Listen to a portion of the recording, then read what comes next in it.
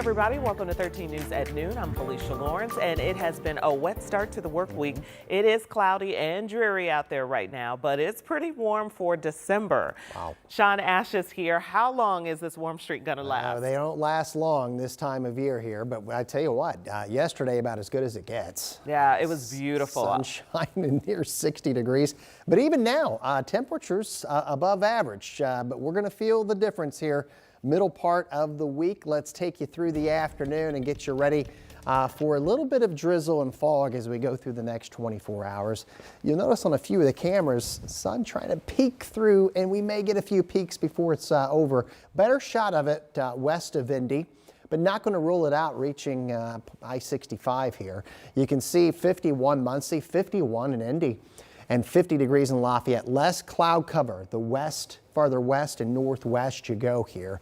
Live Doppler 13 radar picking up on a little bit of patchy drizzle. I got this camera. This is I-65 just northwest of Lafayette. You see the rays of sun a little more prevalent there compared to what we have over downtown. But a few peaks, I think, here over the next couple of hours. It's a west wind at 15. We did have a frontal system push through.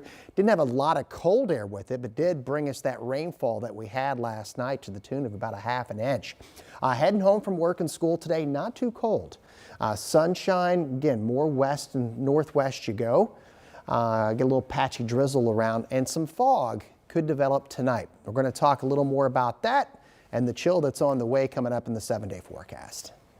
Sean, thank you so much. We'll check back in with you. So new at noon, one man is in the hospital after being pulled from a house fire on Indy's southeast side. This happened at a home on Kelly Street near East Raymond and I-65. Our Matthew Foltz has more on efforts to rescue the victim. Indianapolis firefighters were able to pull that man from this home you see right here behind me earlier this morning. And right now, fire marshals and investigators are on scene trying to figure out what exactly caused this fire. Now, fire officials tell us it happened shortly after 8 o'clock this morning here at this home at the intersection of Kelly Street and State Avenue on Indy's southeast side. Fire officials tell us that once they arrived on scene, they found the home fully engulfed in flames.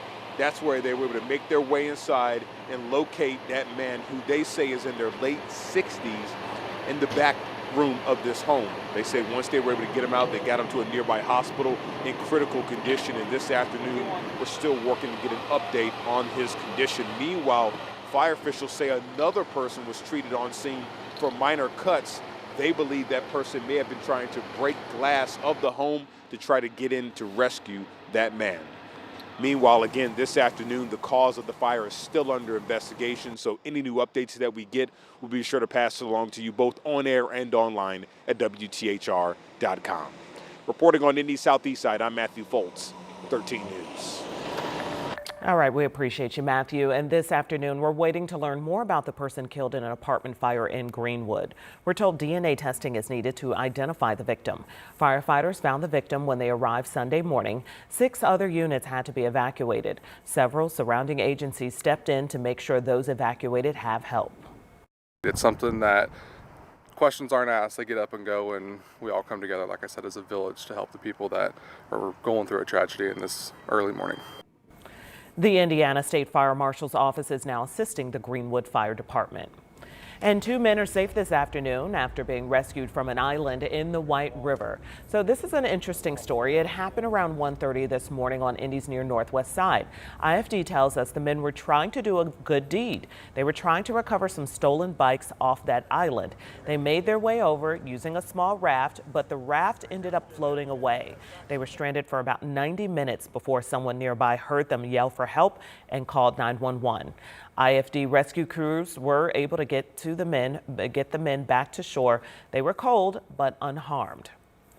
And right now, IMPD is looking into a weekend crash that killed one man who was walking near downtown. It happened just before 4 a.m. yesterday near 10th and Illinois streets. Metro Police tell 13 News the driver did stay at the scene to talk with officers. Right now, detectives are working to figure out what happened. The Marion County Prosecutor's Office will determine if the driver will face any charges. And this afternoon, IMPD is investigating another deadly crash, this one on the city's west side.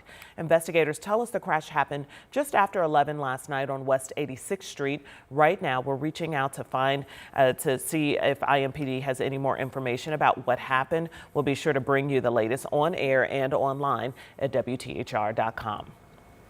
And the civil trial for former Indiana Attorney General Curtis Hill has now been called off.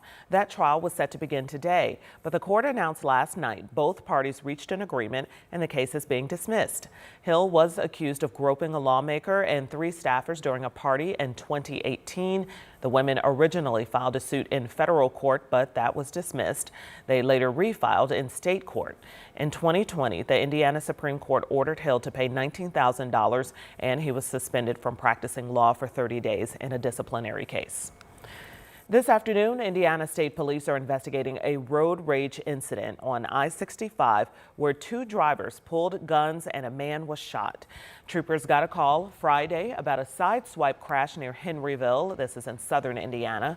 They say the drivers of a Chrysler minivan and a Ford Bronco were speeding up, slowing down, making hand gestures. Police say both drivers got off at the Henryville exit, pulled over on the ramp and pulled out handguns. They say the woman driving the Bronco fired 4 shots at the man driving the minivan. State police say this kind of violence is completely preventable. To become interactive with another person to the extent that someone gets shot is simply unacceptable on Indiana's highways. The Bronco driver is now in a Louisville hospital. No word on his condition. As for the woman, she is now in police custody. And happening today, city leaders and community organizations are sharing updates on the clinician-led community response program. This program is meant to respond to mental health and nonviolent emergencies, which do not require a police presence. This comes after 2 officers accused of killing Herman Whitfield III during a mental health call were found not guilty. The event is scheduled for 1 o'clock this afternoon at the Raphael Health Center.